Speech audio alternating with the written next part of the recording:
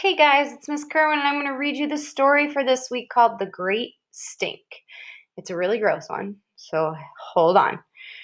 The subheading here says, in 1858, London was caught in the grip of a deadly health crisis. Its largest river was overflowing with poop. All right, so here we go. I'm going to zoom in a little bit so you can see the words. Okay, let's journey to the city of London, England in the summer of 1858. Horse-drawn carriages clip-clop through the streets. Ladies wearing giant tent-like skirts glide past shop windows.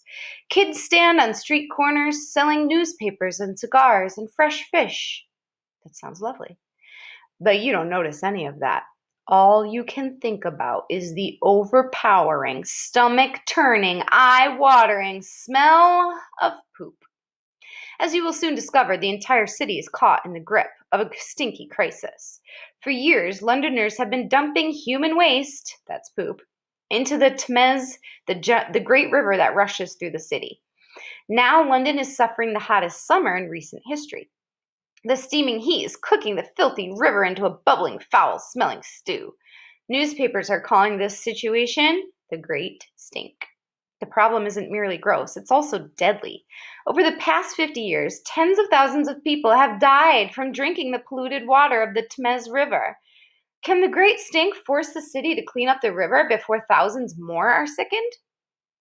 Yuck. The problem of poop. For as long as humans have walked the earth, figuring out what to do with waste has been one of our greatest challenges. In ancient South Asian cities, clay pipes and brick channels carried waste away from homes.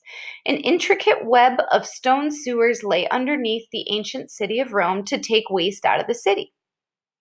Until the early 1800s, London's system for dealing with waste was fairly simple.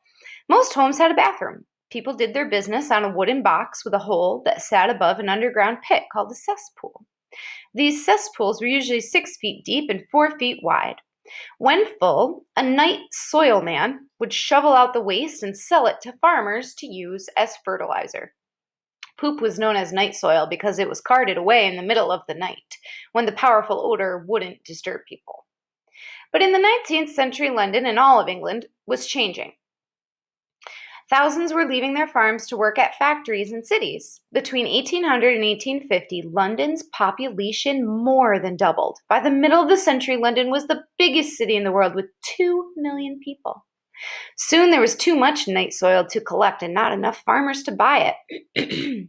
More and more people were forced to empty their cesspools into the city's creaky old sewers. But the sewers were never designed for human waste. They were built to drain rainwater into the Thames to prevent flooding. To make matters worse, a dazzling new invention was becoming increasingly popular: the flush toilet. Waste could now be washed away as if by magic with the pull of a chain. But toilets used a lot of water, so they caused the cesspools to overflow. To avoid a goopy mess, people began connecting their toilets directly to the sewers, and therefore to the river. Overloaded with human waste, the Thames grew thick, brown, and foul. Over time, the smell became a stench, and the stench became unbearable. And then, in the scorching summer of 1858, it became a crisis. Let's look at this caption here. There's a picture with a skeleton. It says, "A river of death." This cartoon drawing during the Great Stink captures the public's fear of cholera. Oof, it's a horrible sickness. It depicts the Thames as the river Styx. In Greek mythology, the Styx divided the world of the living and the world of the dead. And then, ooh, look at that. These fancy toilets were all the rage in 19th century London. Having one showed you were wealthy and modern. Down here it says London's new sewers had roughly 13,000 miles of pipes. That's about the distance from the North Pole to the South Pole. And when London's new sewer system opened, it was considered a technological marvel. It was designed to prevent human waste from flowing into the Thames River. Now I'm on to this section, a whiff on the wind. Londoners back then were no strangers to filth. Soot from factories blackened the air. Mountains of dung from thousands of horses, dung is poop, choked the streets. Families crammed into tiny apartments thick with the smell of sweat. And everywhere there was garbage, broken dishes, moldy food, animal bones. Page. Still, the Great Stink of 1858 was an odor more putrid than the city had ever experienced. Grown men and women fainted in the streets. People miles away threw up after catching a whiff on the wind. Government leaders who worked in a building inside the Thames fled with tears streaming from their eyes. Londoners weren't just disgusted by the stink, they were terrified. At the time, it was widely believed that diseases spread by miasma, dirty, smelly air. And the most feared disease of all, cholera, a violent stomach sickness that could kill a person within 24 hours. London had already suffered 3 major cholera epidemics. More than 30,000 people had died. Londoners worried that the Great Stink would unleash a new wave of death across the city. What few people in 1858 understood was that it wasn't the smell of the poop that was deadly, it was the water.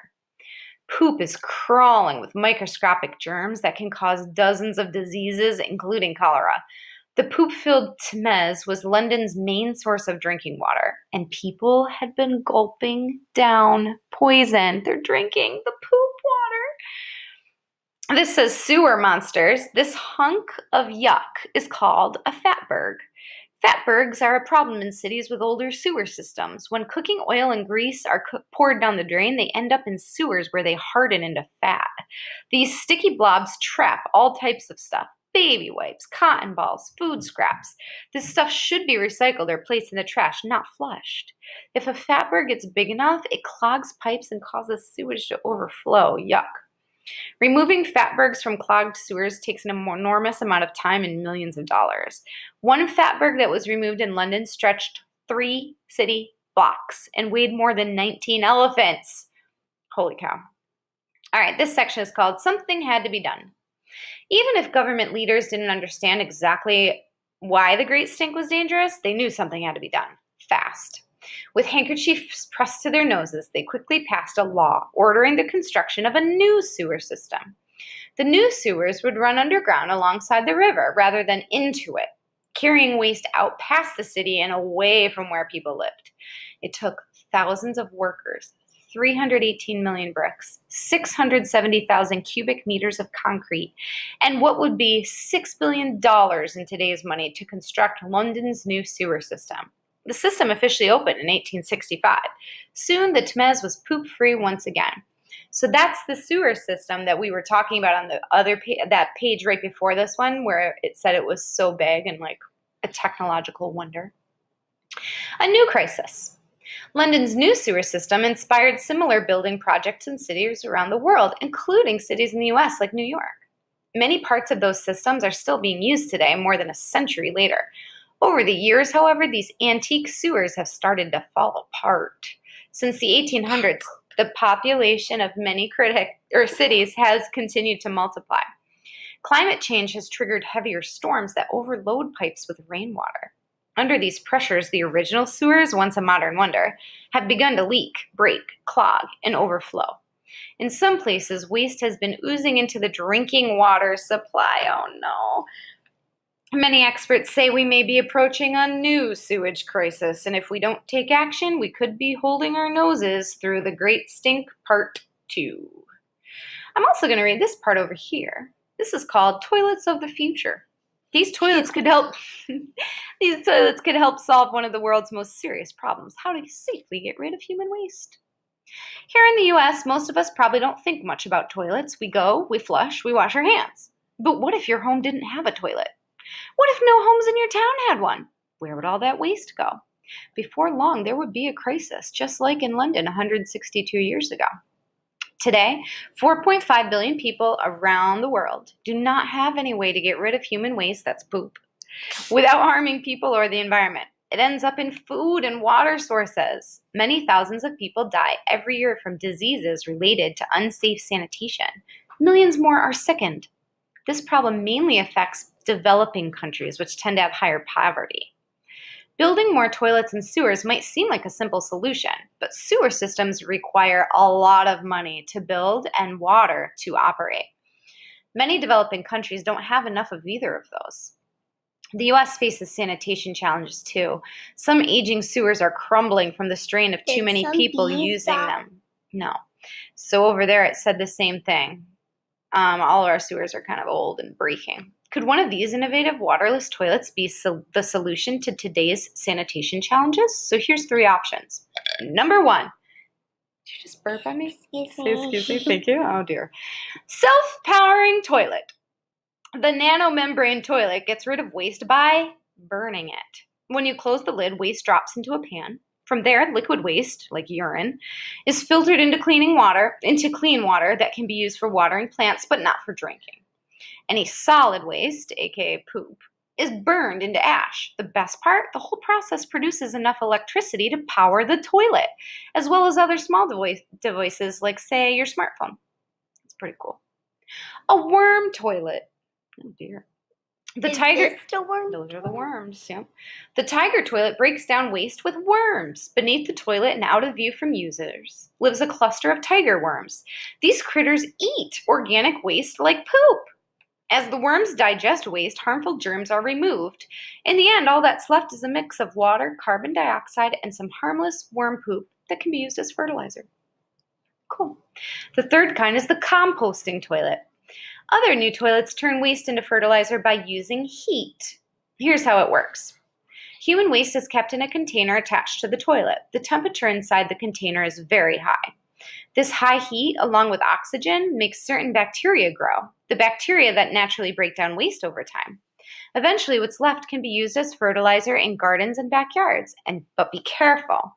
Not all composting toilets produce fertilizer that is safe to use for growing food.